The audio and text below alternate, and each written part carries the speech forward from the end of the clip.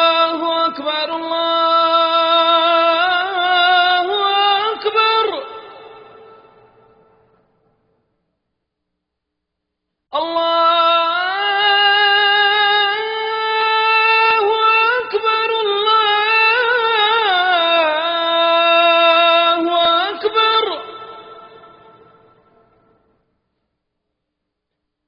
أشهد أن لا إله إلا الله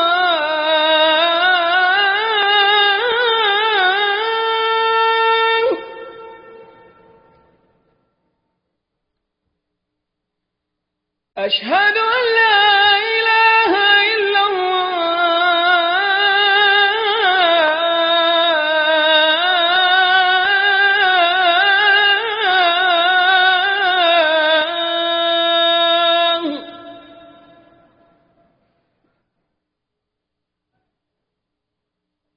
أشهد أن محمدًا رسول الله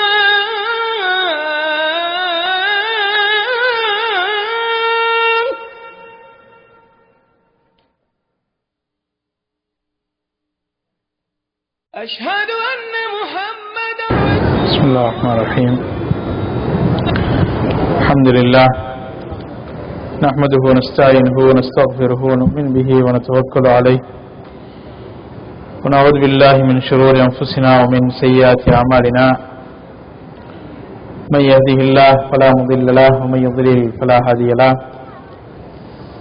وأشهد أن لا إله إلا الله وحده لا شريك له وأشهد أن محمدا عبده ورسوله فإن خير الحديث كتاب الله وخير الهدي هدي محمد صلى الله عليه وسلم وشر الأمور محدثاتها وكل محدثة بدعة وكل بدعة ضلالة يا أيها الذين آمنوا اتقوا الله حق تقاته ولا تموتن إلا وأنتم مسلمون وقال تعالى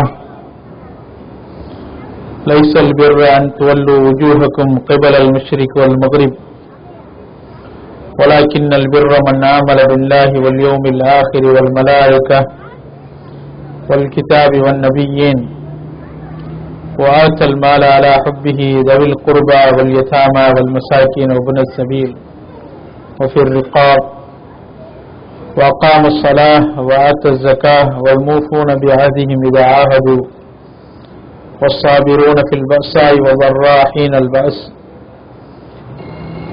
البأس أولئك الذين صدقوا وأولئك هم المتقون. அன்பிற்கினிய இஸ்லாமிய சகோதரர்களே சகோதரிகளே பெரியவர்களே, அல்லாஹ்வின் பெருங்கருணையால் புனித ரமலான் மாதத்தின் இரவு நேரத்தை பயனுள்ள வகையில் இங்கு நாம் கழித்துக் கொண்டிருக்கிறோம். என்னுடைய உரையை நான் துவங்குவதற்கு முன்னர் ஒரு விஷயத்தை நினைவூட்ட விரும்புகிறேன்.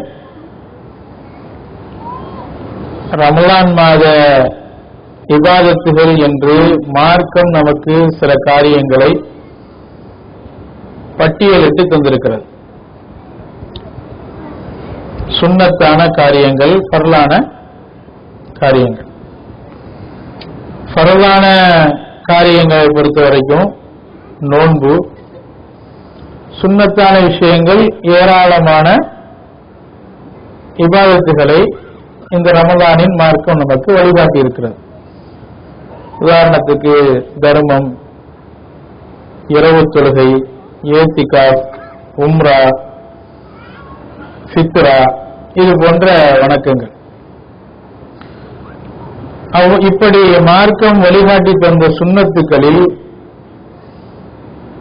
மாதந்தோறும் தினமும் இரவு இது போன்ற பயான் நிகழ்ச்சி என்பது இல்லை. இது நீங்க சுன்னத்தா நினைச்சுக்கிற கூடாதுங்கிறத தாண்டி இதை சொல்றேன். இந்த மாதிரி வருஷத்துல 30 நாளும் பயான் நிகழ்ச்சி வைக்கிற சுன்னத்தா? இந்த சுன்னத்து இல்லை. இந்த நல்ல வாய்ப்பை நாம பயன்படுத்திக் கொள்வதற்காக வேண்டி இது போன்ற ஏற்பாடுகள் செய்யப்பட்டிருக்கின்றன. இது ஏன் நம்ம சொல்றோம்னா, இந்த மாதிரியான கல்விகள் இல்லாமல் தொடர்ந்து நடைமுறையில் வரும்போது நம்மை அறியாமலேயே காலப்போக்கில் அது சுண்ணத்துங்கிற மாதிரி மாறி போயிடக்கூடாதுங்கிறதுக்காண்டி இதை நான் பதிவு செய்ய விரும்புகிறேன். என்ற எந்த ஒரு காரியமும் மார்க்கம் இல்லாது தொடர்ந்து நடந்தால் காலப்போக்கில் பிதஅத்தாக உருவாகும். அதனால் அதை பற்றி எச்சரிக்கை அவசியம் என்ற அடிப்படையில் இதை நாம் உங்களுக்கு நினைவூட்டுறோம். தினந்தோறும் தொழுவது சுன்னத், தினந்தோறும் பயான் பண்ணுவதோ பயான்ல கேட்பதோ ஒன்றும் இல்லை, சுன்னத்து இல்லை. ஆனால வாய்ப்புக்காக இதை பயன்படுத்திட்டு எனக்கு இந்த தரப்பட்ட இந்த தலைப்பு இஸ்லாமிய பொருளாதாரம். பொருளாதாரத்தை பொறுத்தவரை இது ஒவ்வொரு துறையை சார்ந்த அந்தந்த துறையை சார்ந்த வல்லுநர்கள் தான் இதை எடுத்துச் சொல்வதுதான் பொருத்தமானது. மார்க்கத்தின் ஒவ்வொரு பகுதியும் அந்தந்த துறையை சார்ந்தவரிடம் ஒப்படைக்கப்பட வேண்டும். இஸ்லாமிய பொருளாதாரம் என்பது மிகப்பெரிய அளவிற்கு ஒரு பரந்த விரிந்த ஒரு தலைப்பாக இருந்தாலும் நான் அதில் ஒரு சில விஷயங்களை மட்டும் இங்கு உங்களுக்கு நான் நினைவூட்ட விரும்புகிறேன். அல்லாஹ் சுப்ஹானஹு வ தஆலா இந்த தீனுல் இஸ்லாத்தை நெறியாக வகுத்து தந்து வாழ்க்கையின் அனைத்து துறைகளுக்கும் சீரிய வழிகாட்டியாக கியாமத்து நாள் வரைக்கும் உள்ள பிரச்சனைக்கெல்லாம் தீர்வாக அல்லாஹ் இது ஆக்கியிருக்கிறான். இந்த அடிப்படை உண்மையை தொடர்ந்து பொருளாதார ரீதியில் அல்லாஹ் சுப்ஹானஹு வ தஆலா நமக்கு என்ன வழிகாட்டி இருக்கிறான் என்று நான் பார்க்கும்போது, பொருளாதாரம் என்று சொன்னாலே மார்க்க பற்றுள்ள மக்கள் வெறுக்கக்கூடிய ஒரு பொருளாக காட்சியளிப்பதை பரவலாக பார்க்க முடிகிறது. காசு பணம் என்று சொன்னாலே அது வெறுக்கப்பட வேண்டும், அது நிராகரிக்கப்பட வேண்டும், அதை தேடுவதில் பெரும் கவனம் செலுத்துவதை நாம் தவிர்க்க வேண்டும் என்பன போன்ற செய்திகள் தான் உயர்ந்த இஸ்லாமிய பண்பு என்ற ரீதியில் மக்களுக்கு மத்தியில் ஆழமாக ஒரு கருத்து பதிந்திருப்பதை நீங்கள் மறுக்க முடியாது. ஆனால் அல்லாஹ் சுப்ஹானஹு வ தஆலா நமக்கு பொருளாதாரத்தை ஒரு வெறுக்கப்படும் பொருளாக ஆக்கவில்லை. அதை அவன் நமக்கு தந்த நியமத்துகளின் பட்டியலிலே முக்கியமானதாக இணைக்கிறான். சொர்க்கத்தை பெற்றுக்கொள்ள வேண்டுமானால் உங்களுடைய உயிரையும் பொருளையும் தியாகம் செய்ய வேண்டும் என்று திருமறை குர்ஆனிலே ஏராளமான வசனங்களை நாம் பார்க்கலாம். அல்லாஹ் சுப்ஹானஹு வ தஆலா எந்த இடத்திலெல்லாம் ஜிஹாதை பற்றி சொல்கின்றானோ, அது வாளேந்தி போராடக்கூடிய போர்க்கள ஜிஹாதாக இருந்தாலும் சரி, அல்லது மனப்போராட்டமாக இருந்தாலும் சரி, அந்த இடங்களிலெல்லாம் அல்லாஹ் நஃப்ஸையும் பொருளையும் இணைத்தே சொல்வதை நீங்கள் பார்க்கலாம். ஜாஹது பி அம்வாலிஹிம் வ அன்ஃபுஸிஹிம் இன்னல்லாஹ் அஷ்தரா மினல் முஃமினீன அன்ஃபுஸஹும் வ அம்வாலஹும் பி அன்ன லஹுமுல் ஜன்னah. அல்லாஹ் உங்களுக்கு சொர்க்கம் தருவதாக, சொர்க்கத்திற்கு பகரமாக உயிரையும் பொருளையும் விலைக்கு வாங்கிக் கொண்டான்.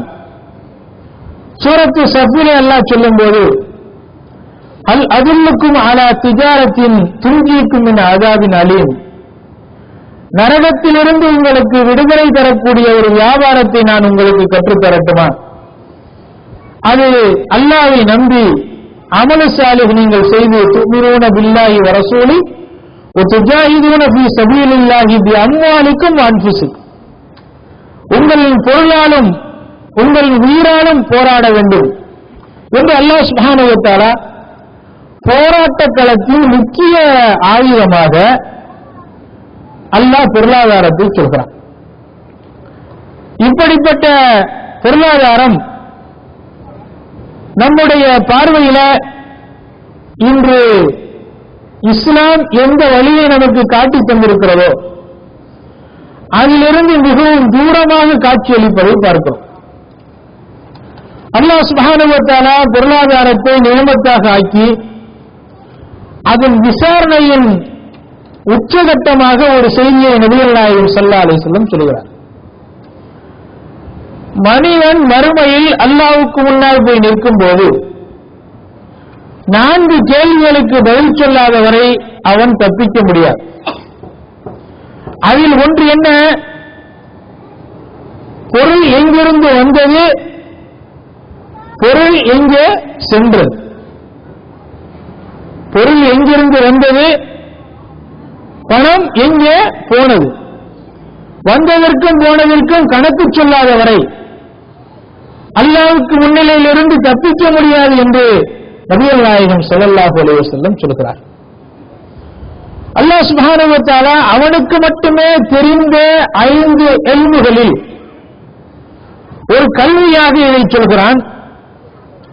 வமா தத்ரி நஃப்ஸுன் மாதா தக்ஸிபு கதா. எந்த ஒரு ஆத்மாவும் நாளை எதை சம்பாதிக்கப் போகிறது என்று அதற்கு தெரியாது என்று அல்லாஹ் கூறுகிறான். இல்முல் கைப், மறைவான ஞானம், அல்லாஹ்வுக்கு மட்டுமே தெரிந்த ஒரு ஞானமாக இருக்கக்கூடிய 5 இல்முகளில் அல்லாஹ் ஒன்றை பொருளாதாரத்தை சேர்க்கிறான். நீங்கள் எதை நாளைக்கு சம்பாதிக்கப் போகிறீர்கள் என்பது உங்களுக்கு தெரியாது என்று அல்லாஹ் சுப்ஹானஹு வ தஆலா பொருளாதாரத்தை இல்முல் கைபில், மறைவான ஞானத்தின் ஒன்றாக ஆக்கியிருக்கிறார். அது மட்டுமல்லாமல் அல்லாஹ்வுடைய தூதர் ஸல்லல்லாஹு அலைஹி வஸல்லம் பொருளாதாரத்தை தவக்குலின் ஒரு உதாரணமாக சொன்னார்கள். லவ் தவக்கல்தும் அலல்லாஹி ஹக்க தவக்குலுஹி லரஸகக்கும் கமா யர்ஸுகுத் தய்ர். நீங்கள் அல்லாஹ்வின் மீது எப்படி தவக்கல் வைக்க வேண்டுமோ அப்படி தவக்குல் வைத்தால், நம்பிக்கை வைத்தால், பறவைக்கு எப்படி அல்லாஹ் உணவளிக்கிறானோ அதுபோன்று உங்களுக்கு அல்லாஹ் உணவளிப்பான்.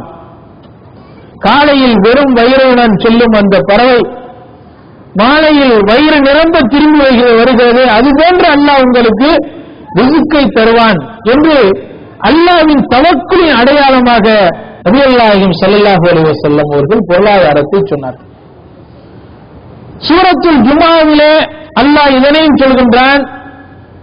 தொழுகைக்காய் என்று அழைக்கப்பட்டால் பள்ளிக்கு செல்லுங்கள் என்ற கட்டளையோடு அதை முடித்துவிட்டால் தன்தஷிரு ஃபில் அர்த் வப்தகு மின் ஃபضலில்லாஹ், தொழுகை முடிந்தவுடன் வெளியேறி பூமியில் பறந்து செல்லுங்கள், அல்லாஹ்வின் அருளை தேடுங்கள் என்கிறார். காசு, பணம், செல்வம் என்பது அல்லாஹ்வின் அருள். அதை தேடுமாறு அல்லாஹ் சுப்ஹானஹு வ தஆலா கட்டளையிடுகிறான். இப்படிப்பட்ட மகத்தான பொருளாதாரம் இஸ்லாத்தின் ஒரு உயரிய கடமைகளில் ஒன்றாக அல்லாஹ் வகுத்து தருகிறான். அதை நிறைவேற்றினால் சொர்க்கம் என்கிறான், அதை நிறைவேற்றாவிட்டால் நரகம் என்கிறான். ஜக்காத் பொருளாதார கடமை 5 கடமைகளில் ஒன்றாக அல்லாஹ் ஆக்கிவிட்டு வல்லதீன யக்னிஸூன الذهب والفضة ثم لا ينفقونها في سبيل الله وبشرهم بعذاب أليم. தங்கத்தையும் வெள்ளியையும் சேர்த்து வைத்துக் கொண்டு, சேமித்து வைத்து அதை அல்லாஹ்வுடைய பாதையில் செலவு செய்யாதவர்களுக்கு கடுமையான வேதனை இருக்கிறது என்பதை நபியே நீங்கள் அவர்களுக்கு சொல்லுங்கள்.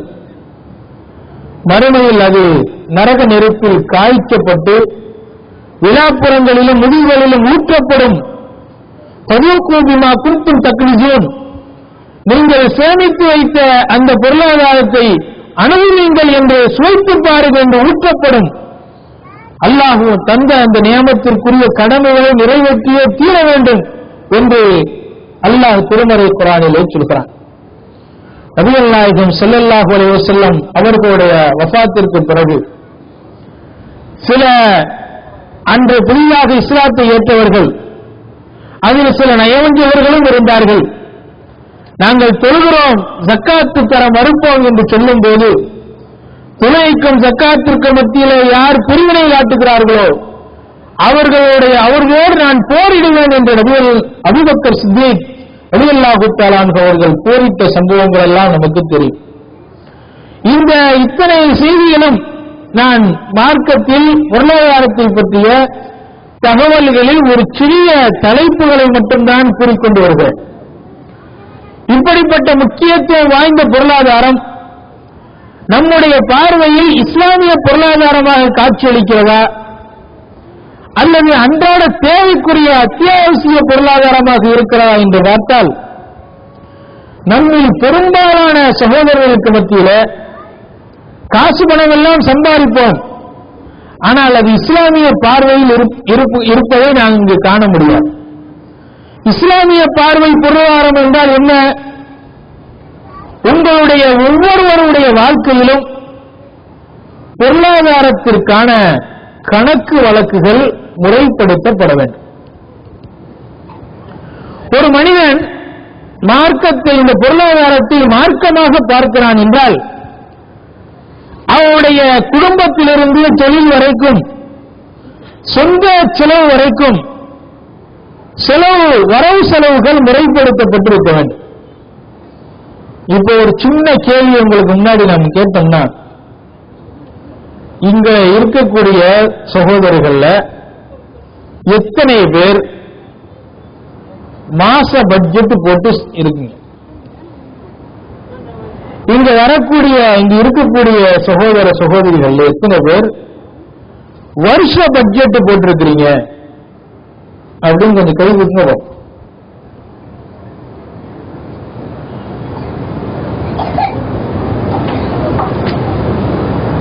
சும்மா தூக்குங்க. பட்ஜெட்னா என்ன? எவ்வளவு இந்த மாசம் எவ்வளவு செலவாகுது, எவ்வளவு வருது, அதுல எங்க போகுது, எங்க வருது, இந்த கணக்கு வழக்கு, அதுக்குரிய சேமிப்பு எங்க ஒண்ணு உருக்கையும் காணும்.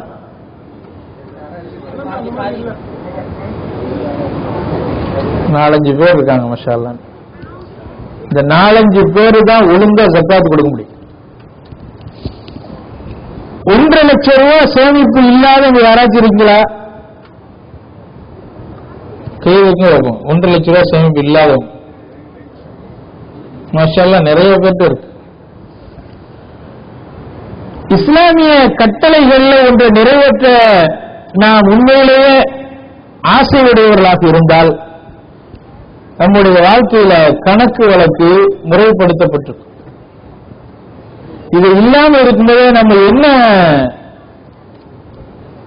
எந்த ஒரு விஷயத்தை முடிவுக்கு வர முடியுதுன்னா, நிச்சயமாக பொருளாதாரம் என்பது நம்முடைய அன்றாட தேவைக்கு வந்து போகக்கூடிய ஒரு காரணியாக இருக்க ஒழிய இஸ்லாமிய சாயமோ இஸ்லாமிய வரையறையோ அதுல என்ன பேணப்படல. யாரையும் குறை சொல்ல நினைக்கூடாது. இல்ல ஹராம் ஹலால் விஷயத்துல இன்ஷால்லாம் நம்ம பார்ப்போம். இது ஏமாற்றக்கூடாது, இது வட்டி வரக்கூடாது, ஹராம், இதெல்லாம் ஓகே தான்.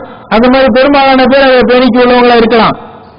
ஆனா உண்மையிலேயே சரியான இஸ்லாம் சொல்லக்கூடிய வழிகாட்டல் என்னன்னா, உங்களுடைய வாழ்க்கையில இந்த காசு எங்க வருது, எங்க போகுது என்று எழுத்து ரீதியான கணக்கு வழக்குகள் முறைப்படுத்தப்பட வேண்டும்.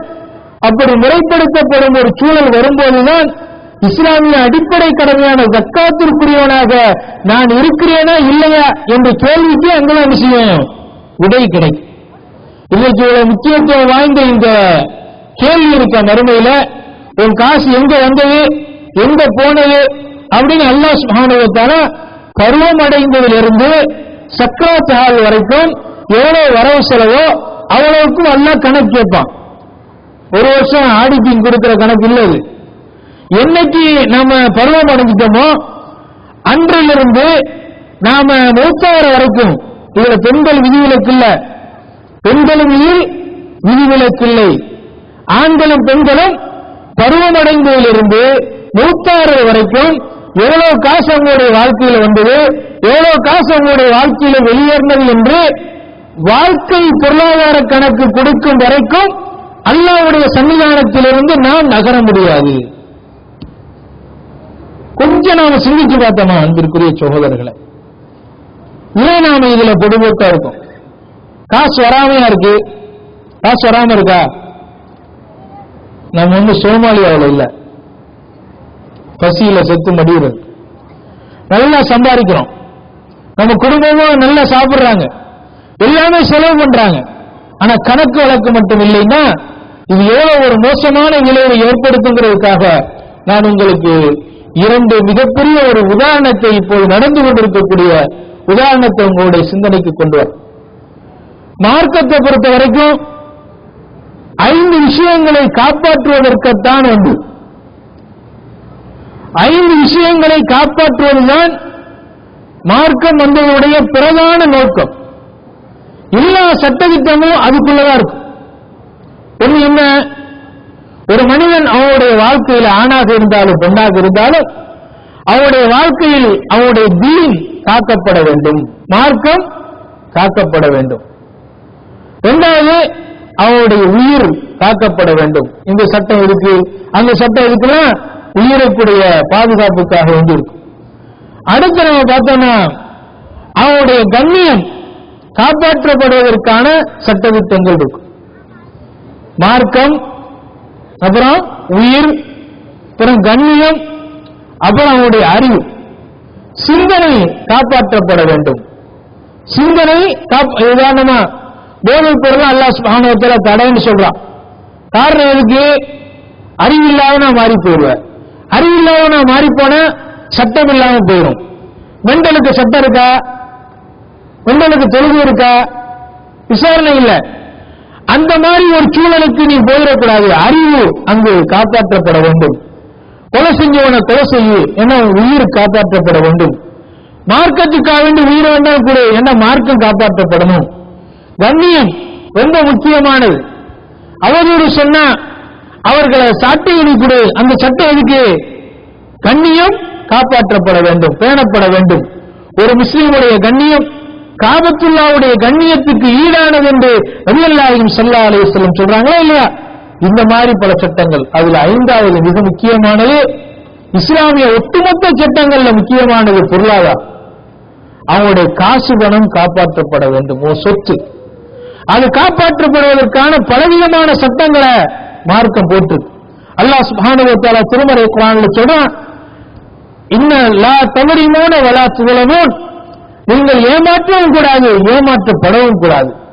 நபிகள் நாயகம் ஸல்லல்லாஹு அலைஹி வஸல்லம் அவர்கள் சொன்னார்கள், இஸ்லாத்தின் அடிப்படை கோட்பாட்டில் ஒன்று லா தரர வலா திரார், நீ அடுத்தாளுக்கு அநியாயம் பண்ணவும் கூடாது, அடுத்தாளுடைய அநியாயத்திற்கு நீ ஆளாக்கப்படவும் கூடாது. ரெண்டுக்கும் சட்டம் வகுக்கப்பட்டிருக்கும். உனக்கு எது வரணும், எப்படி போகணும் என்று இந்த இஸ்லாமிய ஒட்டுமொத்த சட்டங்களை எடுத்து பார்த்தா முக்கியமாக இந்த பொருளாதாரம் இடம்பெறுமே. இந்த பொருளாதாரத்தை பொறுத்தவரை நம்முடைய பொதுவோக்குத்தனம் என்ன இருக்குங்கிறத இப்ப நாம பார்த்தோமே. கொஞ்சம் யோசிச்சு பாருங்க. நாம நம்முடைய பொருளாதாரத்துல முறையாக திட்டமிடலனா, எவ்வளவு தேவை அப்படின்னு வரையறுக்கலனா, எவ்வளவு நம்மள்ட்ட அதிகமா இருக்கு அப்படின்னு நாம பார்க்கலன்னா நிச்சயமாக இந்த உலகத்திலும் நம்ம நிம்மதியா இருக்க முடியாது, மறுமையும் நம்ம நிம்மதியா இருக்க முடியாது. எத்தனையோ பேரு எவ்வளவு எல்லாம் காசு பணத்தை கொடுத்திருக்கான், இன்னைக்கு வரைக்கும் ஒண்ணுமில்லையே ஒண்ணுமில்லையேன்னுகிட்டே இருப்பான். என்னப்பா ஒண்ணும் இல்லை, அந்த ஒண்ணும் இல்லை. ஏன்? அவர்கிட்ட என்ன இருக்குன்னு அவர் பார்க்கல. உனக்கு இன்னைக்கு என்ன தேவை? இன்றைக்கு என்னுடைய குடும்பத்துக்கு 100 ரூபாய் செலவாகுது, மாசத்துக்கு 3000 ரூபாய் செலவாகுது. அல்லாஹ் எனக்கு 10,000 ரூபாய் தர்றான். 10,000 ரூபாய் தந்தவர் ஒண்ணும் இல்லைன்னு சொல்றாரு. காரணம் அவர் 15,000 ரூபாயை பார்த்துக்கிட்டே இருக்கார். உனக்கு என்ன செலவாகும், அதற்கு மீறி அல்லாஹ் எவ்வளவு உனக்கு தந்திருக்கிறான் என்ற பார்வையெல்லாம் மனுஷனுக்கு எப்ப வரும்? அவன் கணக்கு போடும்போதுதான் வரும். எவ்வளவு அல்லாஹ் சுப்ஹானஹு வ தஆலா எனக்கு தர்றான், எவ்வளவு தந்திருக்கான், நான் எவ்வளவு சேர்த்து இருக்கேன், சேர்த்து வச்சது எல்லாம் 4 தலைமுறைக்கு சாப்பிடலாம். ஆனா இன்னமும் பஞ்சப்பாட்டே பாடிக்கிட்டே இருப்பான். நபிகள் நாயகம் ஸல்லல்லாஹு அலைஹி வஸல்லம் சொல்றாங்க, ஏழை யாரு தெரியுமா? ஏழைக்கும் பணக்காரனுக்கும் அளவுகோலை சொன்னார்கள். உனக்கு தீனாரும் திர்ஹமும் யாருக்கு இல்லையோ அவன் ஏழை இல்லை. தீனாரும் திர்ஹமும் யாருக்கு இல்லையோ அவன் ஏழை இல்லை. ஏழை யாரு? இன்னும் பத்தலைய, இன்னும் வேணுமேன்னு துடிச்சிட்டு இருக்கான அவன் தான் யாரு? ஏழை. பணக்காரன் யார்? அல்ல கனி. பணக்காரன் யார் தெரியுமா? வினன் நப்ஸ். அவனுடைய நப்சு திருப்தி அடைஞ்சிருக்கும். நப்சு திருப்தி எப்ப அடையும்? அல்லாஹ் அவனுக்கு தந்ததை அவன் கணக்கு பார்த்திருப்பான். அல்லாஹ் எனக்கு இன்னைக்கு 10 ரூபா தந்திருக்கிறானே, அல்ஹம்துலில்லாஹ், இந்த 10 ரூபா இல்லாத எத்தனையோ பேர் இருக்கிறாங்களேன்னு சொல்லிட்டு திருப்தி அடைஞ்சிருப்பானே, இவன் தான் பணக்காரன். கோடி கோடியா வச்சுக்கிட்டு இன்னும் எனக்கு வேணும், இன்னும் எனக்கு அது வேணுமேண்டு தேவையோடு இருக்கிறானே, அவன் ஏழைதான் என்றார்கள் நபிகள் நாயகம் ஸல்லல்லாஹு அலைஹி வஸல்லம். நாம நம்ம கணக்கு பார்த்தோம்னா மாஷா அல்லாஹ் அங்க கூடி இருக்கக்கூடிய எல்லாருமே பணக்காரர்களா தான் இருப்போம். ஆனா இந்த கணக்கு பார்க்காம பார்த்தா, பாய் அல்லாஹ் எனக்கு என்ன பாய் தந்தாங்க, அல்லாஹ் உனக்கு என்ன தரல, எத்தனை நாள் பசியோடு சித்தாய். நபிகள் நாயகம் ஸல்லல்லாஹு அலைஹி வஸல்லம் அவர்களை ஒரு மனிதர் வேறு ஒரு பார்வையை கொண்டு எல்லாருமே ரொம்ப மிஸ்கீனாக இருந்துட்டு போனாங்க, அந்த மாதிரி நான் இருக்கிறேன் இல்ல. ரசூலுல்லாஹி ஸல்லல்லாஹு அலைஹி வஸல்லம் அவர்கள் ரொம்ப தெளிவான முறையில் பொருளாதாரத்தை புரிந்திருந்தார். ரொம்ப தெளிவாக புரிந்திருந்தார். பொருளாதாரம் என்ன, அது எப்படி கணக்கு பார்க்கணும், அது எப்படி வரும், அது எப்படி போகணும் என்று உலகத்திற்கு வழியை காட்டியவர்கள் நபிகள் நாயகம் ஸல்லல்லாஹு அலைஹி வஸல்லம் அவர்கள். நம்ம ஒரு ஏழ்மைத்தனத்துக்கு முன்னோடியாக அல்லாஹ்வுடைய தூதரை காமிச்சு விட்டுருக்கோம். ரசூலுல்லாஹி ஸல்லல்லாஹு அலைஹி வஸல்லத்துடைய பொருளாதார புரட்சியை நாம் ஒரு பக்கம் சிந்திச்சு பார்த்தோம்னா, அன்பிற்குரிய சகோதர சகோதரிகளே, ஒரு காலகட்டம் இருந்தது. ஒரே ஒரு ஹதீஸ்ல ரசூலுல்லாஹி ஸல்லல்லாஹு அலைஹி வஸல்லம் ரெண்டையுமே சொல்லிடுறாங்க.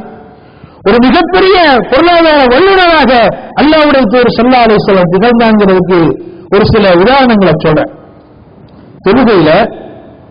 தொழுகையில முதல்ல மதீனாவுக்கு வந்த புதுசுல ரசூலுல்லாஹி ஸல்லல்லாஹு அலைஹி வஸல்லம் சஜிதா இமாம் எப்படி செய்றாங்களோ அது அப்படியே பின்பற்றி தான் தொழுகணும் இல்லையா, அதுதான் சட்டம். ஆனா ஆரம்ப கட்டத்துல அந்த சட்டத்தை மாத்தி இருந்தாங்க நபி ஸல்லல்லாஹு அலைஹி வஸல்லம். சொல்லுவாங்க, முதல்ல பின்னாடி பெண்கள் சொல்லுவாங்க, முன்னாடி ஆண்கள் சொல்லுவாங்க. அல்லாஹ் அக்பர் சஜிதாவில இருந்து எந்திரிக்கும் போது கொஞ்ச நேரம் தாமதிச்சுதான் பெண்கள் என்ன செய்யணும், சஜிதாவில இருந்து தலையை தூக்கணும். முதல்ல யார் எந்திரிக்கணும்? ஆண்கள். திரும்ப 2வது சஜிதாவுக்கு போகும்போது முதல்ல என்ன செய்யணும்? பெண்கள் சஜிதாவுக்கு போயிடணும். அதுக்கு அடுத்துதான் ஆண்கள் சஜிதாவுக்கு போகணும். ஏன் இந்த கட்டளை? எல்லாம் நடக்குது, தொழுகை இல்லை. காரணம் என்ன தெரியுமா? ஒரே ஒரு ஆடை அரையும் குறையுமா எடுத்திருப்பாங்க. தொழுகைக்கு ஆடை அவசியம். அந்த ஆடை அவங்கள்ட்ட முழுசா இல்லை. சஜிதாவுக்கு போகும்போது மறைக்கப்பட வேண்டிய பகுதிகள் தெரியக்கூடிய ஒரு சூழல் இருந்தது. இதுதான் நபிகள் நாயகம் ஸல்லல்லாஹு அலைஹி வஸல்லத்துடைய ஆரம்ப கட்ட பொருளாதார நிலை. தொழுகையை மாத்தினாங்க. இவங்களுடைய மறைக்கப்பட வேண்டிய தெரிஞ்சிடக்கூடாது. ஹிஜாபுடைய வசனம் இறங்குது. பெண்கள்லாம் தங்களுடைய முந்தனையை மேல ஒரு துணியை போட்டு போத்திக்கிறணும் அப்படின்னு சொல்லிட்டு ஒரு சட்டங்கள் இறங்கும்போது ஆயிஷா ரலியல்லாஹு தஆலா அன்ஹா சொல்றாங்க, இந்த பெண்களுக்கு அல்லாஹ் ரஹ்மத்து செய்வானாக. அவங்களுக்கு இன்னொரு துணியை மேல போடுறதுக்கு ஒண்ணு இல்ல. அவங்க இருக்கக்கூடிய அந்த துணியை இழுத்து பிடிச்சு இன்னொரு துணியாக மாத்தி உள்ள வச்சு குத்திக்கிட்டாங்கன்னாங்க. யாரு? ஆயிஷா. இன்னொரு ஷாலை மேல எடுத்து போடுறதுக்கு ஒண்ணுமே இல்லை. பெருநாளைக்கு எல்லாம் வெளியே போகணும். பெருநாளைக்கு எல்லாருமே வெளியே போகணும். ஒரு திடல்ல போய் தொழுவணும். எல்லாருமே புத்தாடை அணிந்து வரக்கூடிய ஒரு சந்தோஷமான நாள். புத்தாடை என்ன, அடிப்படை ஆடையே இல்லாத ஒரு சூழல். அதனால நபி ஸல்லல்லாஹு அலைஹி வஸல்லம் சொல்றாங்க, யார் திடலுக்காக வெளியேறுகிறீர்களோ அவர்கள் தங்களுடைய சகோதரியை பார்க்கட்டும். உங்களிடத்திலே 2 ஆடை, ஒரு ஆடைக்கு மேல் இன்னொரு ஆடை இருந்தால் அது தன்னுடைய சகோதரிக்கு கொடுத்து பெருநாள் தொழுகை தொடருக்கு அழைத்து வரட்டும். நபிகள் நாயகம் ஸல்லல்லாஹு அலைஹி வஸல்லம் அடிப்படை ஆடையாகவே இன்னொரு ஆடையை கொடுத்து நீங்க கூட்டிட்டு வாங்க அப்படின்னு சொல்லக்கூடிய ஒரு சூழல். ஒரு நபித்தோழர் சாதர் ரலியல்லாஹு தஆலா நினைக்கிறேன், நோய்வாய்ப்பட்டு பள்ளிவாசலை விட்டு கொஞ்சம் தூரத்துல அடிபட்டு இருக்கிறாங்க. அவங்கள பார்க்கிறதுக்காக வேண்டி நபிகள் நாயகம் ஸல்லல்லாஹு அலைஹி வஸல்லம் புறப்படுறாங்க.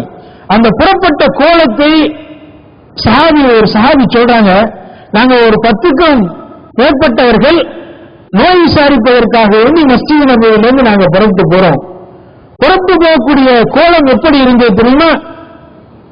எங்களிடத்திலே தலைப்பாக இல்லை, எங்களிடத்திலே சட்டை இல்லை, எங்களிடத்தில் தலைப்பாக இல்லை, எங்களிடத்திலே மேலாடை இல்லை, எங்களிடத்தில் சட்டை இல்லை, காலில் அணிவதற்கு செருப்பு இல்லை. இந்நிலையில் நாங்கள் எங்க போனோம்? நோய் விசாரிக்க போனோம். என்ன மிஞ்சி இருந்தது? அவுரத்தை மறைப்பதற்கு மட்டும்தான் ஆடை மிஞ்சிருச்சு. இப்படி ஒரு 10க்கும் மேற்பட்டவர்கள் போறாங்கன்னா எந்த ஒரு கோலத்தில் போயிருப்பாங்க கொஞ்சம் கூட மனக்கல்ல நிப்பாட்டி பாருங்க. எந்த கோலத்தில் 10 பேர் போயிருப்பாங்க? தொப்புளிலிருந்து உட்டுக்கால் வரைக்கும் மறைக்கப்பட்ட அந்த ஆடையை மட்டும் உடுத்திக்கிட்டு நபி ஸல்லல்லாஹு அலைஹி வஸல்லம் போறாங்க. அவங்களோட சஹாபாக்கள் போறாங்கன்னா மேல எந்த துணியும் இல்லாமல் ஒரு 10 பேர் ரசூலுல்லாஹி ஸல்லல்லாஹு அலைஹி வஸல்லத்தோட போறாங்களே. இன்றைக்கு சோமாலியாவுடைய செய்தி உங்களுக்கு நினைவு வருதா இல்லையா? ஒரு போட்டோ போட்டிருக்கான் ஃபுர்கான் பத்திரிகையில. ஒரு பெரியவர் போய் ஒரு கைத்தை எடுத்து வயிற்றுல இழுத்து கட்டிக்கிட்டு இருக்கார். அதை பார்த்த உடனே எனக்கு அஹ்ஸாபுடைய ஞாபகம் தான் வந்துச்சு. அஹ்ஸாப் யுத்தத்துல வயிற்றுல ஒண்ணு இல்லாம செங்கலை கட்டிக்கிட்டு குறுங்கி ஒடுங்கி விழுந்துடக்கூடாதுன்னு சொன்னாங்களே, அந்த நிலைதான் இன்றைய சூழல். இதுதான் சஹாபாக்களுடைய பொருளாதார நிலை. என்ன பண்ணாங்க நபி ஸல்லல்லாஹு அலைஹி வஸல்லம்? என்ன புரட்சி ஏற்படுத்தினாங்க? எல்லாத்தையும் அந்த மாதிரி வச்சுக்கிட்டு வசூல் பண்ணி கொடுத்து, நீங்க எல்லாம் எல்லாரும் வசூல் கொடுங்க வசூல் கொடுங்க வாரி வாரி கொடுத்தாங்க. இல்ல, வசூலும் பண்ணாங்க, வசூலே பண்ணிக்கிட்டு இல்ல. ரசூலுல்லாஹி ஸல்லல்லாஹு அலைஹி வஸல்லத்துடைய பொருளாதார புரட்சி எப்படி இருந்ததுன்னா, வசூல் பண்ணாங்க. ஒரு கூட்டம் வர்றாங்க, அவங்கள பார்த்த உடனே நபி ஸல்லல்லாஹு அலைஹி வஸல்லம் அவங்க சொல்ற, அல்லாஹ்வுடைய தூதரே, நாங்க ரொம்ப தூரத்தில் இருக்கோம், எங்களுக்கும் நீங்க மதீனாவுக்கும் நாங்கள் வாழ்ற பகுதிக்கு மத்தியில எதிரிகள் இருக்கிறாங்க, நாங்க போர் தடுக்கப்பட்ட அஷூர் ஹுரும் இந்த 4 மாதங்கள்ல தான் நாங்க அந்த தடையில்லாம உங்கள்கிட்ட வர முடியும், எங்களுடைய நிலை இதுதான் சொல்லும்போது அவங்களுடைய ஏழ்மை நிலையை பார்த்துட்டு அல்லாஹ்வுடைய தூதர் ஸல்லல்லாஹு அலைஹி வஸல்லம் தன்னுடைய விருப்பை எடுத்து விரிச்சு சொல்றாங்க, இந்த மக்களுக்காக வேண்டி யார் உதவி செய்வான்னு கேட்கிறாங்க. ஏதாச்சும் உங்களுக்கு கொடுத்து சரி பண்ணணுமே, உதவி செய்வான்னு கேட்கும்போது எல்லாரும் யார் உதவி செய்யற நிலையில இருக்காங்க? ஒண்ணும் இல்ல. ஒரு சஹாபி ரசூலுல்லாஹி ஸல்லல்லாஹு அலைஹி வஸல்லம் சொன்னதை முதல்ல போய் செஞ்சு நின்று வீட்டுல போய் தேடி ஒரே ஒரு சிறந்த அளவுக்கு பேச்சு மலத்தை கொண்டு வந்து அங்க போட்டுருவாங்க. அல்லாஹ்வுடைய தூதரே, இதுதான் என்கிட்ட இருந்த ஒட்டுமொத்த சொத்து. ஒட்டுமொத்த சொத்து என்ன? இன்றைக்கு நம்ம இஃப்தாருக்கு சாப்பிடுற பேரிச்சம்பழம், ஒட்டுமொத்த சொத்தை கொண்டு போய் அங்க போட்டுறாங்க. இதுதான் என்கிட்ட இருந்தது. அதுக்கு தொடர்ந்து கொஞ்சம் கொஞ்சமா போட்டுக்கிட்டே இருக்கிறாங்க. நபி ஸல்லல்லாஹு அலைஹி வஸல்லத்துடைய கவலை அப்படியே மாறி போய்கிட்டே இருக்கு. மாஷா அல்லாஹ் குஞ்சிருது. இதான் அதுக்கு சந்தோஷப்பட்டு முதல்ல ஒரு சிறங்கை எடுத்துக்கொண்டு வந்து போட்டாங்களே, அவங்கள பார்த்து நபி ஸல்லல்லாஹு அலைஹி சொல்றாங்க, மன் சன்ன சுன்னத்தன் ஹஸனத்தன் ஃபலஹு அஜ்ருஹா வ அஜ்ரு மன் அமில பிஹா. யார் ஒரு நல்ல காரியத்தை துவக்கி வைத்தாரோ அவருக்கு அவர் செய்த நன்மையும் இருக்கிறது, அந்த நல்ல காரியத்தை பின்தொடர்ந்தார்களே அவர்களுடைய நன்மையும் இவருக்கு இருக்கிறது என்று நபிகள் நாயகம் ஸல்லல்லாஹு அலைஹி வஸல்லம் அந்த சிறந்த ஒரு சின்ன சிறந்த அளவிற்கு கொண்டு வந்து பேர்த்து மலத்தை கொண்டு வந்து போட்டவரை நபிகள் நாயகம் ஸல்லல்லாஹு அலைஹி வஸல்லம் சொன்னாங்க. அல்லாஹ் திருமறை குர்ஆன்ல 2 கூட்டத்தை பிரிச்சு காமிக்கிறான். சஹாபாக்கள் ஆரம்பத்தில் இஸ்லாத்துக்கு வந்தவங்களையும் பிறகு இஸ்லாத்துக்கு வந்தவங்களையும் அல்லாஹ் திருமறை குர்ஆன்ல பிரிச்சு காமிக்கும் போது 2 பேரும் சந்தாக மாட்டார்கள். அவர்கள் செஞ்ச அந்த தர்மம் இருக்கிறது, அது மிகவும் கஷ்ட காலத்தில் செய்த தர்மம், அதற்கு பின்னர் வந்த காலத்தில் செய்த தர்மங்கள் எல்லாம் செழிப்பான நேரத்தில் செய்தது, இவர்களும் அவர்களும் நன்மையில் சந்தாக மாட்டார்கள் என்று அல்லாஹ் திருமறை குர்ஆன்ல சொல்றானே. அந்த அளவிற்கு கஷ்டமான காலகட்டம். வசூல்லையே ஓட்டினாங்களா? இல்ல, எல்லாத்தையும் உழைக்க வச்சாங்க. நபி ஸல்லல்லாஹு அலைஹி வஸல்லம் தன்மானத்தை கற்றுக் கொடுத்தாங்க. யார் யார்ட்டையும் போய் கையேந்த கூடாது. ஒரு ஆள் இன்னொரு ஆள்கிட்ட போய் நீங்க 2 பேரும் அன்சாரியும் முஹாஜிரையும் சேர்த்து வைக்கும் போது நாங்க எல்லாத்துக்கும் பங்கு வச்சுட்டோம்னாங்க. சஹாபாக்கள் சொன்னாங்க, எல்லாத்துக்கும் பங்கு வைக்க வேண்டாம், வழியை காமிங்கன்றாங்க. மீனை டெய்லி சாப்பிட கொடுக்கறது இல்ல, மீன் பிடிக்க கற்றுக் கொடுத்தார்கள் நபிகள் நாயகம் ஸல்லல்லாஹு அலைஹி வஸல்லம். டெய்லி வாங்க உங்களுக்கு ஆக்கி போடுறேன்னு சொல்ல, எப்படி சம்பாதிக்க முடியும்? இப்போ யாசையும் கேட்காத, வீட்டுல என்ன இருக்கு? ஒரு சின்ன தங்கம் இருந்துச்சு, சின்ன இரும்பு இருந்துச்சு, ஒவ்வொரு சாவி எடுத்து வர்றாங்க. நபி ஸல்லல்லாஹு அலைஹி வஸல்லம் ஏலம் போடுறாங்க. இது யாரு எடுத்துக்கிறா? ரசூலுல்லாஹி ஸல்லல்லாஹு அலைஹி வஸல்லம் ஏலம் போடுறாங்க. யார் எடுப்பா? ஒரு ஆள் இவருக்கு எடுப்பாரு, ஒரு தீனாருக்கு எடுக்கிறாரு, ஒரு திரகத்திற்கு எடுக்கிறாரு. எடுத்துக்கொண்டு இவர் ஒரு கோடாரி வாங்கு, பாதி காசு வீட்டுக்கு சாப்பிட கொடு, இன்னொரு பாதி காசு உங்களுக்கு கோடாரியை வாங்கு, காட்டுல போய் மரத்தை விட்டு வந்து யாராட்டியோ போய் கையேந்தி விரும்பினா தருவாங்க, விரும்பினா இல்லைன்னு சொல்லுவாங்க.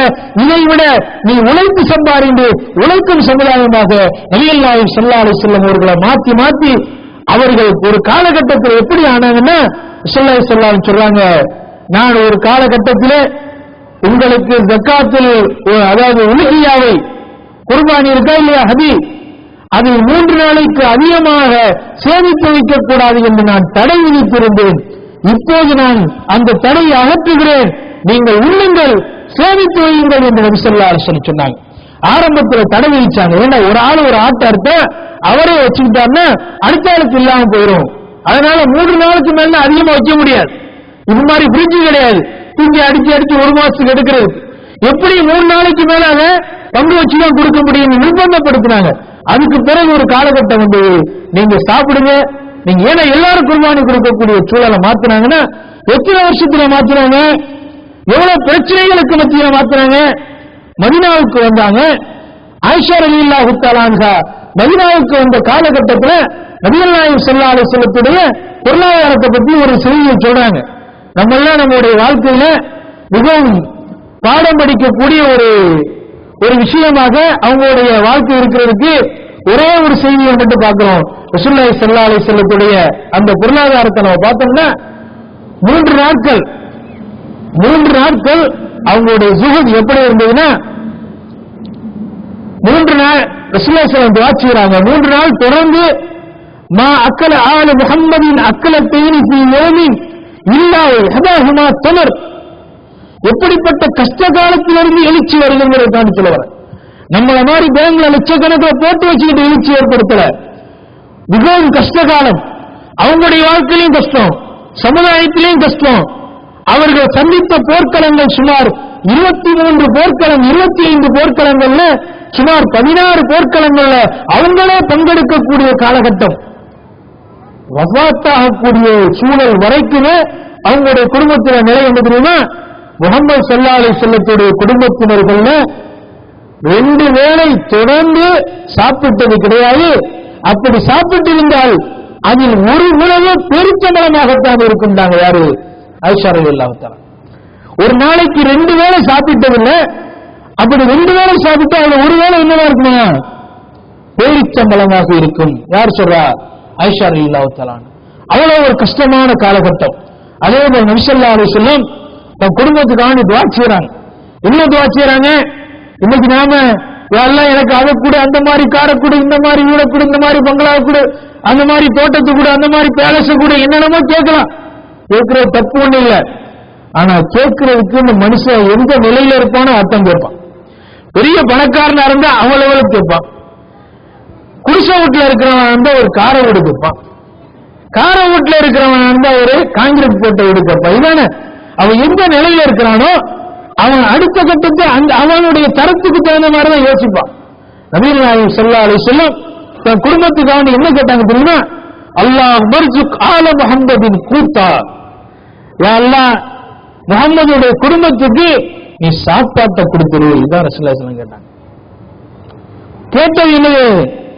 முஹம்மதுடைய குடும்பத்துக்கு நீ என்ன கொடு? சாப்பாடை கொடு. பட்டினி கிடக்கிற குடும்பத்துக்கு சாப்பாடை கொடு. நபிகள் நாயகம் ஸல்லல்லாஹு அலைஹி வஸல்லம் தன்னுடைய குடும்பத்துக்கு கேட்டாங்கன்னா எவ்வளவு பெரிய பொருளாதார நெருக்கடியில அல்லாஹ்வுடைய தூதர் ஸல்லல்லாஹு அலைஹி வஸல்லம் குடும்பத்தை ஓட்டிட்டு போய் அதுக்கு பிறகு ஒரு மாற்று வந்தாங்க. அதே போல அவங்களுடைய வீட்டை பற்றி ஹசன் பஸ்ரி ரஹ்மத்துல்லாஹி அலைஹி சொல்றாங்க, குன்து அத்குலு பியூத் அஸ்வாஜி நபி ஸல்லல்லாஹு அலைஹி வஸல்லம், நான் உஸ்மான் ரலியல்லாஹு தஆலாவுடைய காலத்துல ரசூலுல்லாஹி ஸல்லல்லாஹு அலைஹி வஸல்லம் இருந்த அறை இருக்கா இல்லையா, அந்த அறைக்குள்ள நுழைஞ்சேன். நீங்க இப்ப பாத்தீங்கன்னா மதீனாவுல நபி ஸல்லல்லாஹு அலைஹி வஸல்லத்துடைய வீடு சுத்தி அடைக்கப்பட்டிருக்கு. அதுலதான் அவங்களுடைய கபர். இதிலேயே 6 வீடுகள் தடுக்கப்பட்டுருச்சு. அது 6 வீடு அந்த அந்த பாக்ஸ். அதுக்குள்ள நான் உஸ்மான் அல்லாஹ்வுடைய காலத்துல போன எப்படி இருந்ததுன்னா, அத்தனாவோட சக்ஃபஹாபி எதி, அவருடைய கூரை என்னுடைய கையால தொடுவேண்டாங்க. இஸ்லாமிய வீடு எப்படி இருந்துச்சுன்னா, கூரைய கையால தொடுவோம்னா எத்தனை அடியில் இருக்கும்? 7 அடி. இன்னைக்கு பாத்ரூமுக்கு கூட நம்ம 11 அடி வச்சு கட்டுறோம், காற்றோட்டமா இருக்கணும் இல்லையா? 10 அடி வச்சா இன்னும் கூட 2 அடி சேர்த்து வைக்கிறோம். ஆனா நபி ஸல்லல்லாஹு அலைஹி வஸல்லம் வீடு, அவங்களுடைய வீட்டுக்கு போறேன், கூரை என்னுடைய கையால தொடுறேன், இதுதான் அவங்களுடைய நிலை. அதே போல அத்தா சொல்றாங்க, இன்னொரு சாயிப் இப்னு முஸையிப் சொல்றாங்க, நான் என்னுடைய நிலையில அந்த பள்ளிவாசலோட ரசூலுல்லாஹி ஸல்லல்லாஹு அலைஹி வஸல்லம் வீட்டை உள்ள இணைக்கிற அந்த காலகட்டத்தில் நான் சொன்னேன், வல்லாஹி லவதித்து அன்னஹும் தரக்கூஹா அலா ஹாலிஹா, அல்லாஹ் மேல சத்தியமா இந்த வீடு எப்படி இருக்கோ அப்படியே இந்த விட்டு விட வேண்டும் என்று நான் விரும்பினேன். எப்படி நபி ஸல்லல்லாஹு அலைஹி வஸல்லம் வீடு இருக்குதோ அது அப்படியே உள்ள சேர்க்காம மேல கட்டாம அப்படியே விட்டுங்கன்னு ஆசைப்பட்டேன். காரணம் என்ன தெரியுமா? இன்ஷாஉ நாஷிம் மின் அஹ்லில் மதீனா, மதீனாவில் வரக்கூடிய சந்ததிகளும் உலகத்துல பல பகுதியிலிருந்து மதீனாவுக்கு வருவாங்களே, அவங்க எல்லாம் மதீனத்து சந்ததிகளும் வெளியேந்து வரக்கூடிய மக்களும் ரசூலுல்லாஹி ஸல்லல்லாஹு அலைஹி வஸல்லம் வீடை பார்த்து எப்படிப்பட்ட வீட்டுல அல்லாஹ்வுடைய தூதர் வாழ்க்கை நடத்தி இருக்கிறாங்கன்னு பார்க்கணுங்கிறதுக்காக வேண்டி இது இப்படியே இவங்க விட்டு வச்சிருந்தா நல்லா இருந்திருக்குமே நான் விரும்பினேன். மக்கள்லாம் இன்னும் சேர்க்கணும், காசுல பெருமை, பணத்தில பெருமை என்று பெருமை பாராட்டக்கூடிய நிலையை மறந்து அவர்கள் ஜுஹுதை கற்றற்ற நிலையை படிப்பினை பெற வேண்டும் என்பதற்காக அப்படியே இருந்தா நல்லா இருக்குமே நான் விரும்பினேன். சயீத் இப்னு முஸையிப் என்ற பிரபலமான தாபி ரஹ்மத்துல்லாஹி அலைஹி சொல்ற தகவலை நான் பார்க்கிறேனே, இதுதான் நபி ஸல்லல்லாஹு அலைஹி வஸல்லம் வஃபாத் ஆகக்கூடிய காலகட்டம். வஃபாத் ஆறாங்க, என்னப்பா விட்டுட்டு போறாங்கன்னா, தீனாரை விட்டுட்டு போல, திருகமை விட்டுட்டு போல, பெரும் சொத்து சுகங்களை விட்டுட்டு போற, ஒரே ஒரு வெள்ளை குதிரையை விட்டுட்டு போறாங்க. கடைசி கட்ட வரைக்கும் போர்க்களத்துக்காக தயாரித்து வைத்திருக்கக்கூடிய வெள்ளை குதிரையை விட்டுட்டு போனாங்க, போர் கவசத்தை விட்டுட்டு போனாங்க. ஒரு சின்ன பூமி இருந்துச்சு, ஒரு நிலம், அந்த நிலத்தையும் வழிபோக்கர்களுக்கு சதக்காவா விட்டுட்டு போயிட்டாங்க. இதுதான் நபிகள் நாயகம் ஸல்லல்லாஹு அலைஹி வஸல்லம் போன. ஆனா அவங்க செஞ்ச பொருளாதார புரட்சி என்ன தெரியுமா? டிக்ளேர் பண்றாங்க. ஒரு காலம் இருந்தது சொல்றாங்க குத்பாவுல, ஒரு காலம் இருந்தது கடனாளியின் ஜனாசா கொண்டு வந்தா இவருக்கு கடன் இருக்கான்னு கேட்பாங்க. ஒரு ஜனாசா வந்தா கடன் இருக்கான்னு கேட்பாங்க. கடன் இருக்கா? ஆமா கடன் இருக்கு. யார் இந்த கடனை பொறுப்பெடுத்துக்கிறவான்னு கேட்பாங்க. யாரு வரலன்னா நீங்களே தொழில் வச்சுக்கிறதுன்னு போயிடுவாங்க.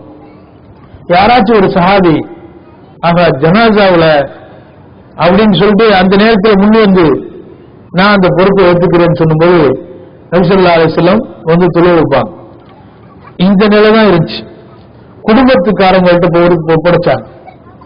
பிறகு ஒரு நேரத்தில் ரசூலுல்லாஹி ஸல்லல்லாஹு டிக்ளேர் பண்றாங்க, நான் முன்னாடி இந்த மாதிரிலாம் சொன்னேன், இப்ப நான் சொல்றேன், ஒரு ஆள் மூத்தா போய் அவர் சொத்து சுகங்களை விட்டுட்டு போனார்டா அவங்க குடும்பத்துக்காரங்க பங்கு வச்சுக்கிட்டோம், கடனை விட்டுட்டு போனா என்கிட்ட வரட்டும் நான் கொடுக்கிறேன்டாங்க நபிகள் நாயகம் ஸல்லல்லாஹு அலைஹி வஸல்லம். எப்படி மாறுனுச்சு இது? எவ்வளவு காலகட்டத்தில் மாறினது, எவ்வளவு கஷ்டமான சூழல்ல மாறினது. இதுதான் இங்கு நம்ம கவனிக்க வேண்டிய அம்சம். நான் அதுதான் சொல்ல வந்தேன்.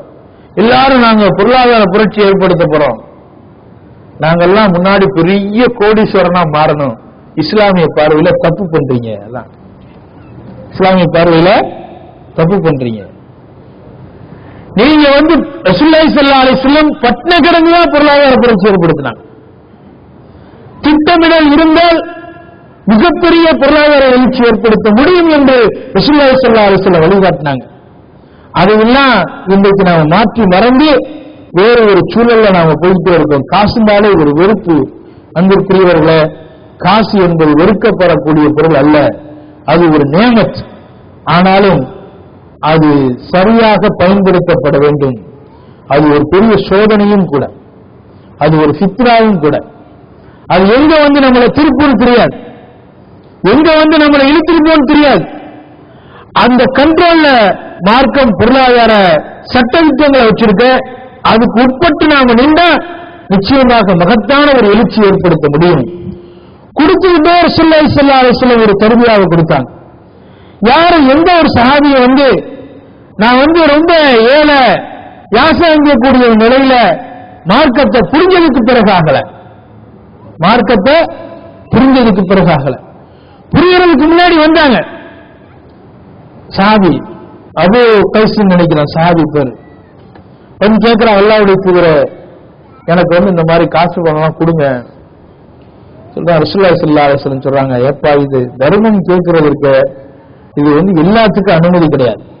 ஒரு பெரிய பாதிப்பு வந்துருச்சு, ஒரு சொத்து சுகங்கள் அழிஞ்சு போச்சு, இந்த மாதிரி பெரிய பூகம்பங்கள் பாதிப்புகள் அந்த மாதிரி வந்தா சரி. சும்மா வந்து உடல் ஆரோக்கியமானவர்கள் இவர்களெல்லாம் என்ன செய்யக்கூடாது, யாசகம் கேட்கக்கூடாது. அந்த மாதிரி ஆரோக்கியமான மக்கள் அடுத்த ஆள்கிட்ட போய் கையை நீட்டினா அது எதில் ஒளியா கைரின் மின் எதி சுஃபுலா, தாழ்ந்த கரம் உயர்ந்த கரம் தாழ்ந்த கரத்தை விட சிறந்தது. நீ உன்னை நீ என்ன செய்யற, தாழ்த்திக்கிற, உன்னை நீயே தாழ்த்திக்கிற. ஆரோக்கியமான ஒருவன் யாசகம் கேட்பது ஹராம் நபி ஸல்லல்லாஹு அலைஹி சொல்றாங்க. உனக்கு உடல் ஆரோக்கியம் இருக்கிறதா அவனுக்கு ஹலாலே கிடையாது கையேந்திருக்கு, போய் உல சம்பாரி. ஸல்லல்லாஹு அலைஹி வஸல்லம் ஒரு சஹாபியை பார்க்கறாங்க, அவருடைய கையெல்லாம் ரொம்ப காட்சி போயிருக்கு, அல்லாஹ்வுடைய தூதரை அழுகுறாங்க. ஆனா அந்த சஹாபி சிரிக்கிறாங்க. மக்காவுல மிகப்பெரிய அளவுக்கு பெரும்பெரும் பணக்காரர்களாக இருந்த அந்த சஹாபாக்கள் அவங்களுடைய கை காட்சி போயிருக்கு, விறகெல்லாம் வெட்டி, ஆனா அவர்கள் சிரிச்சாங்க, அல்ஹம்துலில்லாஹ் நாங்க நல்லா இருக்கிறோம். நபிகள் நாயகம் ஸல்லல்லாஹு அலைஹி வஸல்லம் அவங்களை பார்த்து அழுதாங்க. காரணம், இவ்வளவு பெரிய சொத்து பத்துக்கள் எல்லாம் விட்டுட்டு இவ்வளவு கஷ்டத்துல வந்து ஹலாலாக உழைச்சி சாப்பிடுறாங்களே என்று நபிகள் நாயகம் ஸல்லல்லாஹு அலைஹி வஸல்லம் அவங்களுக்கு சந்தோஷப்பட்டாங்க. இப்படி அவங்களை உழைக்கும் ஒரு சமுதாயமாக அல்லாஹ்வுடைய தூதர் மாற்றி அமைச்சாங்க.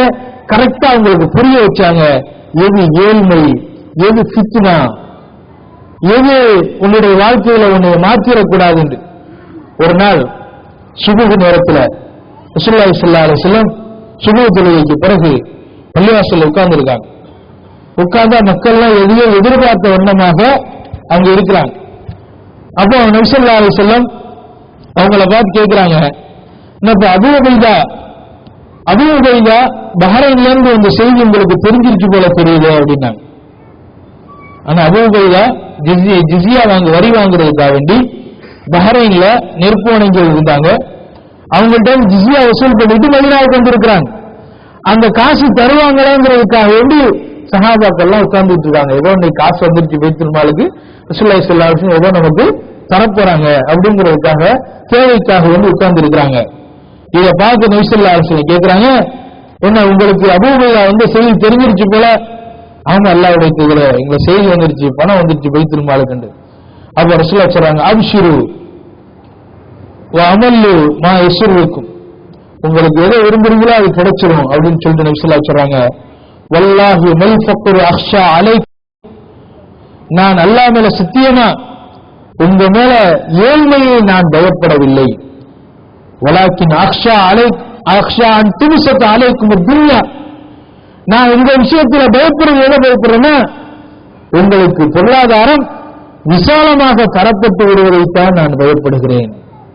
உங்களுக்கு நிறைய நீங்க எல்லாம் ஏழையா போயிருவீங்களோ நான் பயப்படல, நிறைய காசு பணம் வந்துருமோ நான் பயப்படுறேன். காரணம் என்ன, இதுக்கு முன்னாடி உள்ள மக்களுக்கு அல்லாஹ் பொருளாதாரத்தை கொடுத்தா அதுலயே போட்டி போட்டாங்க, அதுக்கு பின்னாடியே ஓடி அழிஞ்சு போனாங்க. அந்த பொருளாதார சுழற்சியும் அந்த மோகமும் அவங்களை அழிச்சது. அந்த மாதிரி உங்களையும் கண்ணு மண்ணு தெரியாம பின்னாடி ஓடி நீங்கள் அழிஞ்சு போயிருவீங்களா நான் பயப்படுறேன் நபிகள் நாயகம் ஸல்லல்லாஹு அலைஹி வஸல்லம். இதெல்லாம் எப்ப சொல்றாங்க, காசு கொடுக்காம சொல்லல, காசை கொடுத்துட்டே சொல்றாங்க. உங்களுக்கு காசை வாங்கிக்கிறீங்க, ஆனா இந்த விஷயத்துல நீங்க கவனமாக இருங்க. உங்களுக்கு நான் காசு தர்றேன், ஆனா இதுவே உங்களுடைய லட்சியமாக நீங்க நினைச்சிடாதீங்க. இதை நபி ஸல்லல்லாஹு அலைஹி வஸல்லம் சொல்லி சொல்லி அந்த மக்களுக்கு தருவியா ஏற்படுத்தி ஒரு மிகப்பெரிய பொருளாதார புரட்சியை ரசூலுல்லாஹி ஸல்லல்லாஹு அலைஹி வஸல்லம் ஏற்படுத்துறாங்க. அதுக்கு பிறகு அந்த ஒரு இஸ்லாமிய ஒரு ஆட்சியில அது பல துறைகள்ல வருமானத்தை ஏற்படுத்துறதுக்கு முயற்சி பண்றாங்க. இன்றைக்கு நம்ம பொருளாதாரத்தை பார்க்கிறோம், இல்லையே கலப்பு பொருளாதாரம். ஒரு பக்கம் அரசாங்கம் சம்பாதிக்கும், இன்னொரு பக்கம் மக்கள்கிட்ட இந்த மக்களுடைய பொருளாதாரம். இந்த மாதிரி வெற்றிகரமான கலப்பு பொருளாதாரத்தை 1400 வருடங்களுக்கு முன்னர் நபிகள் நாயகம் ஸல்லல்லாஹு அலைஹி வஸல்லம் ஒரு அழகான பேஸ போட்டாங்க. பைத்துல் மாலை உருவாக்குனாங்க, ஜக்காத்தை வசூல் பண்றதை கட்டாயமாக்குனாங்க, அங்க உம்மாள்களை நியமிச்சாங்க. ஒவ்வொரு ஆளும் போய் கணக்கு பார்த்துட்டு வர்றாங்க. கணக்குக்கு பிறகு அங்க போய் வசூலிச்சுட்டு வர்றாங்க. வசூலுபவர்கள் வரம்பு மீறக்கூடாதுன்னு உபதேசம் பண்றாங்க. வரக்கூடிய வசூலாளர்கள் ஏமாற்றக்கூடாது பொதுமக்களுக்கு அல்லாஹ்வுடைய தூதர் ஸல்லல்லாஹு அலைஹி வஸல்லம் உபதேசம் பண்றாங்க. இப்படி எல்லா துறையிலுமே ஜக்காத்துடைய பொருளாதாரம் ஒரு பக்கம் வருது, ஜிஸ்யா வரி ஒரு பக்கம் வருது, புதையல் போன்ற ஒரு பக்கம், கனிமத் போர்ப்பொருள் ஒரு பக்கம் வருது.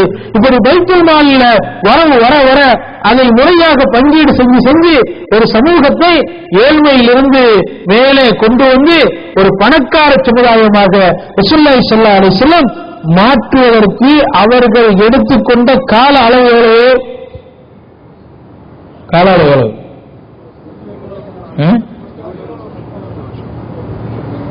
8 வருஷம். 8 வருஷம் தான். பத்ரு போர், உஹது பத்ரு போர் எப்ப நடக்குது? ஹிஜ்ரி 2 ரமலான்ல நடக்குது. பத்ரு போர் ஏன் போறாங்க? போராடுறதுக்காக போனாங்க. எதுக்கு போனாங்க?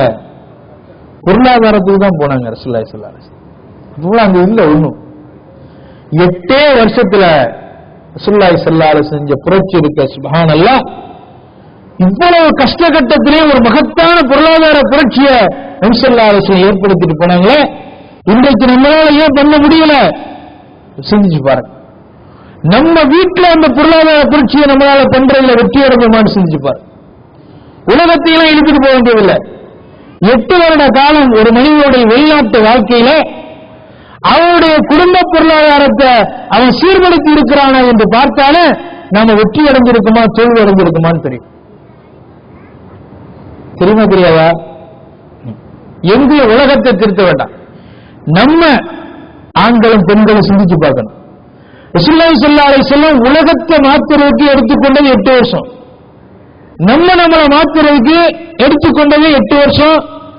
நானு, என் மனைவி, என்னுடைய பிள்ளைகள், என்னுடைய பெற்றோர்கள், என்னுடைய பொறுப்பின் கீழ் இருக்கக்கூடிய உறவினர்கள், சகோதர சகோதரிகளோ யாரோ, இவர்களை முறைப்படுத்துவதற்கு 8 வருஷ காலம் என்னுடைய பொருளாதார திட்டம் ஏதாச்சும் இருந்துச்சா? ஏன் இல்ல? நம்ம இதை ஒரு இபாதத்தாகவே நினைக்கிறார். 4 ரக்காயத்து தொழுவதற்கு 5 ரக்காயத்து தொழுதா பாவ மன்னிப்பு தேடி சரியா செஞ்சிடும். 10,000 ரூபாயில செலவழிக்கக்கூடிய ஒரு நிகழ்ச்சியை 1 லட்சம் ரூபாய்க்கு செலவழிக்கிறத தப்பாக நாம ஒருக்காக நினைச்சு சஜிவாசை செஞ்சு மன்னிப்பு தேடுறோமா? தேடுறது. அப்ப அந்த ரப்பு தானே எதுக்கு வழிகாட்டினா? அந்த ரப்பு தானே எதுக்கு சொன்னா? இல்ல வேற ரப்பு எதுக்கு சொன்னானா? இல்லையாங்க, அந்த ரப்பு தானே சொல்றேன். நல்ல ஒரு வீடு வந்தவன்னு இடிப்பார். ஏன் இடிச்ச? கடன். இது மார்க்கம் இல்லையா? அல்லாஹ்வுடைய தூதர் ஸல்லல்லாஹு அலைஹி வஸல்லம் இப்படித்தான் வழிகாட்டினாங்களா? சீரழிஞ்சு போகுது இன்றைக்கு நாடு பார்க்கிறோம்.